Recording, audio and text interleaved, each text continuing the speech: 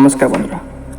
রামায়ণের প্রাচীন মহাকাব্যে রাক্ষস রাজা রাবণের কবল থেকে সীতাকে উদ্ধার করার জন্য ভগবান রামচন্দ্র এবং তার ভক্ত সেনাবাহিনীর দুর্দান্ত রাম সেতু নির্মাণের কাহিনী সুপরিচিত।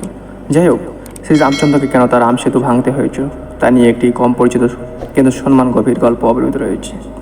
লঙ্কা থেকে বিজয়ী প্রত্যাবর্তন এবং সীতার সাথে আনন্দময় পুনর্মিলনের পর রামচন্দ্রের রাজ্য অযোধ্যা বিকাশ লাভ করে শান্তি ও সমৃদ্ধি রাজত্ব করেছিল এবং রামচন্দ্রকে শুধুমাত্র একজন মহান রাজা হিসেবে নয়, ধার্মিকতা ও গুণের প্রতীক হিসেবেও সম্মান করা হয়েছিল। বহু বছর পর নারদ নামে এক ঋষি রামচন্দ্রকে দেখতে আসেন।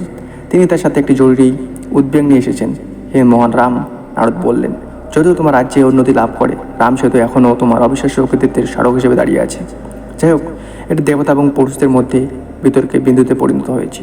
কেউ কেউ যুক্তি দেন যে এটি প্রাকৃতিকে ব্যবহৃত করে, আদেশ দেয় এবং সম্প্রীতিতে ভারসাম্যহীনতার সৃষ্টি করে। রামচন্দ্র সর্বদা জ্ঞানী এবং উপলব্ধির মনোযোগ সহকারে শুনলেন। তিনি জানতেন যে সেতুটি তার বিজয়ী ভক্তির একটি প্রমাণ ছিল। এটি প্রাকৃতিক জগতে একটি মানব হস্তক্ষেপের প্রতীক ছিল, যা আসা অপ্রত্যাশিত পরিণতি হতে পারে। প্রাকৃতি রক্ষা করার জন্য দায়িত্ব। রামচন্দ্র প্রাকৃতিক ভারসাম্য এবং তার সাথে সামঞ্জস্যপূর্ণ জীবনযাপনের গুরুত্ব বিশ্বাস করতেন। তিনি বুঝতে পেরেছিলেন যে একজন রাজা ও স্বর্গীয় অবতার হিসেবে তার কর্তব্য প্রাকৃতিক বিশ্বকে রক্ষা করা এবং সংরক্ষণ করা। রাম সেতু যদি ভারসাম্যকে ব্যবহৃত করে, তিনি ভেবেছিলেন সম্প্রীতি ও পুনরুদ্ধার করা আমার দায়িত্ব। আমার 2, কৃতিত্বের শাস্তি। রামচন্দ্র তার বিশিষ্ট উপদেষ্টা এবং তার অনুগত ভাই লক্ষণকে একত্র করলেন। তিনি ব্যাখ্যা করেছিলেন, আমাদের অর্জনগুলি যত বড়ই হোক না কেন, প্রাকৃতিক নিয়মে ব্যাঘাত ঘটানো উচিত নয়। রাম সেতু তার উদ্দেশ্যে পূরণ করছে, কিন্তু এখন এটি অবশ্যই পরিত্যাগ করা উচিত। আমাদের কর্মের লক্ষ্য সবসময় বিশেষ ভারসাম্য বজায় রাখা উচিত। সংযুক্তি ছেড়ে দেওয়া। রাম সেতু ভাঙা হয় সে সহজ সিদ্ধান্ত ছিল না, এটি সংবেদনশীল মূল্য ছিল এবং এটি তার ঐশ্বরিক মিশনের প্রতীক ছিল। যাই হোক, রামচন্দ্র জানতেন যে কখনও ছেড়ে দিতে হবে না। বোঝার মধ্যে প্রাকৃত জ্ঞান রয়েছে। আমাদের অতীতের গৌরবদের সাথে সংযুক্তি আমাদের অগ্রগতিতে বাধাগ্রস্ত করতে পারে। আমাদের অবশ্যই মুক্ত করতে শিখতে হবে, যা আর বৃহত্তর ভালো কাজ করে না বলে তিনি বলেছিলেন।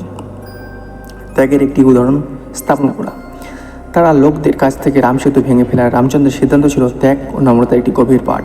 তিনি দেখেছিলেন যে সত্যিকারের নেতৃত্বের অর্থ কখনো কখনো বৃহত্তর ভালোর জন্য কঠিন পছন্দ করা, এমনকি যদি তার অর্থ নিজেকে অর্জনকে ছেড়ে দেওয়া হয়।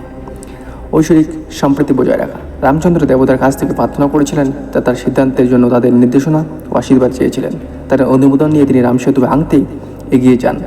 সেতুটি ভেঙে যাওয়ার সাথে সাথে সমুদ্রের প্রাকৃতিক ছন্দ পুনরুদ্ধার করা হয়েছিল এবং বিশ্বে ভারসাম্য ফিরে এসেছে।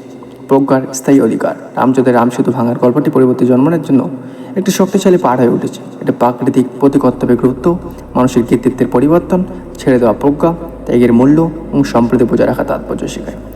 বছর অতিবাহিত হওয়ার সাথে সাথে রামচন্দ্রের রাজ্যের উন্নতি হতে থাকে। প্রাকৃতিক সাথে সামঞ্জস্যপূর্ণ জীবনযাপন এবং ব্যক্তিগত গৌরবের চেয়ে বৃহত্তর ভালোকে অগ্রাধিকার দেওয়া হয়। উদাহরণ দ্বারা অনুপ্রাণিত হয়ে তার লোকেরা তার জ্ঞানী ও করুণাময় শাসনের অধীনে উন্নতি লাভ করেছিল। রাম সেতু ভাঙা রামচন্দ্রের উত্তরাধিকারে একটি নিরন্তর অনুসরণ হিসেবে কাজ করেছে। আমাদের ক্রিয়াকলাপ সর্বদা বিশ্বে ভারসাম্য এবং সম্প্রীতি রক্ষার লক্ষ্যে হওয়া উচিত। এটি আমাদের শেখায় যে প্রকৃত মহত্ব আমাদের অর্জনকে আঁকড়ে ধরার মধ্যে নয়, বরং সকলের মঙ্গলের জন্য ত্যাগ ও বিশ্ব সিদ্ধান্ত নেওয়ার ক্ষমতার মধ্যে রয়েছে। শেষ পর্যন্ত রামচন্দ্রের প্রজ্ঞা এবং নম্রতা যে কোনো সেতু শেষের যে উজ্জ্বল হয়ে ওঠে। তার গল্প অনুপ্রেরণা দিয়ে থাকে, দেখা যায় প্রকৃত মহতের পথ বোঝা, ত্যাগ এবং বৃহত্তর ভালোর প্রতি অটল প্রতিশ্রুতি দিয়ে প্রশস্ত করা হয়েছে। সো বন্ধুরা, এরকম অংশের ভিডিওতে চ্যানেল সাবস্ক্রাইব করে পাশে থাকুন। জয় হিন্দ, বন্দে মাতরম। থাকি জয়।